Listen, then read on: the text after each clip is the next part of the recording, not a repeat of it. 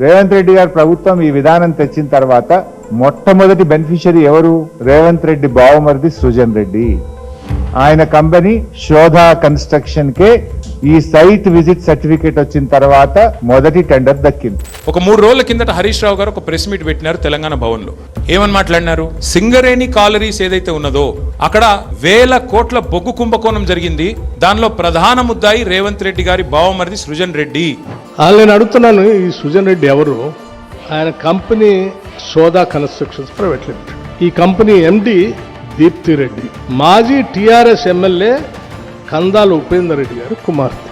ఆయన అల్లుడే సృజన్ రెడ్డి. ఈ ఉపేందర్ రెడ్డి గారు నేను సిఎల్పి లీడర్గా ఉన్నప్పుడు నాతో పాటు కాంగ్రెస్ పార్టీలో 2018లో గెలిచి నాతో ఉండాల్సినటువంటి వ్యక్తిని మీరు ప్రలోభాలు చేర్చి మీ పార్టీలో చేర్చుకొని ఆ టెండర్ అని, ఈ టెండర్ అని, ఆ కాంట్రాక్ట్ అని ఆయన దేశపోయిన అల్లుడేనా? ఇప్పటికి కూడా ఉపేందర్ రెడ్డి గారు మీ దగ్గరే ఉన్నాడు.